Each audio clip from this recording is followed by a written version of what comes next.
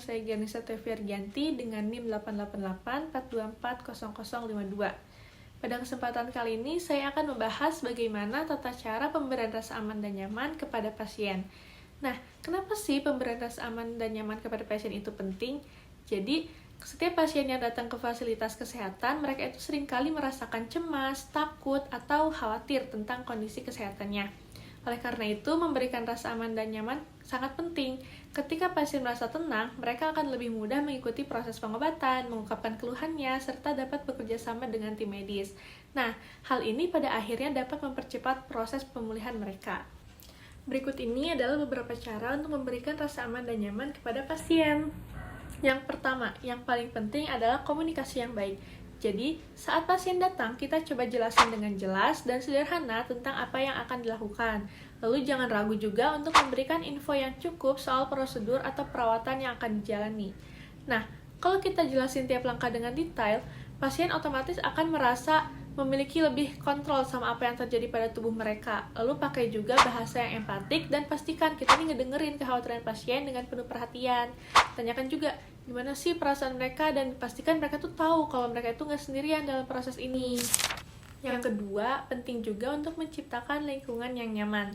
Suasana yang tenang, yang bersih, itu bisa bantu banget buat ngurangin stres dan kecemasan pasien. Karena pasien akan merasa lebih dihargai dan diperhatikan dalam kondisi yang nyaman.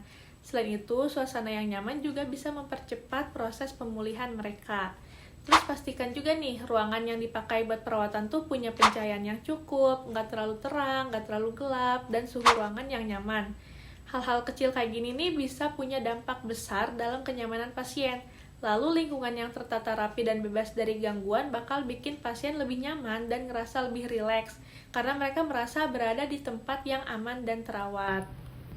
Yang ketiga, memberikan perhatian fisik. Misalnya, saat pasien lagi di tempat tidur, lagi di meja perawatan, pastiin posisi tubuh mereka itu nyaman dan gak ngebuat mereka merasa sakit.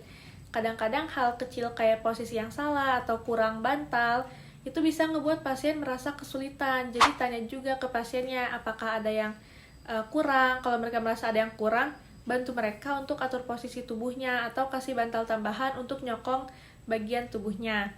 Selain itu, perhatian terhadap kenyamanan fisik ini bukan cuma soal posisi tidur, tapi juga tentang menjaga suhu ruangan yang pas atau bahkan memberikan selimut kalau pasien merasa kedinginan. Perawatan yang lembut dan perhatian yang penuh terhadap kenyamanan fisik ini ngebuat mereka merasa lebih dihargai, lebih tenang, dan lebih nyaman selama proses perawatan.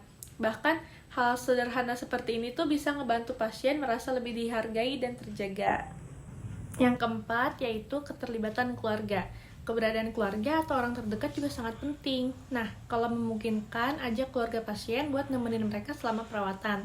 Kehadiran orang yang mereka kenal dan percaya itu bisa bikin pasien merasa lebih didukung dan ngerasa enggak terlalu cemas. Selain itu, keluarga juga bisa loh membantu memberikan informasi atau dukungan yang diperlukan dalam proses pengobatan, serta mengurangi rasa kesepian atau stres yang mungkin dirasakan oleh pasien.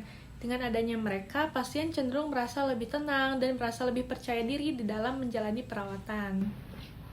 Yang terakhir yaitu memberikan pasien pilihan atau keputusan dalam pengobatan mereka.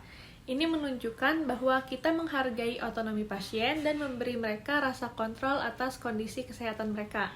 Misalnya, dokter bisa memberikan beberapa pilihan pengobatan dan menjelaskan manfaat serta resiko dari masing-masing pilihan tersebut.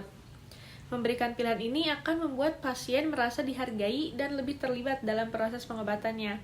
Selain itu, dengan melibatkan pasien dengan mengambil keputusan, kita dapat menciptakan rasa aman dan nyaman bagi mereka, karena mereka merasa memiliki kendali atas perjalanan pengobatan mereka.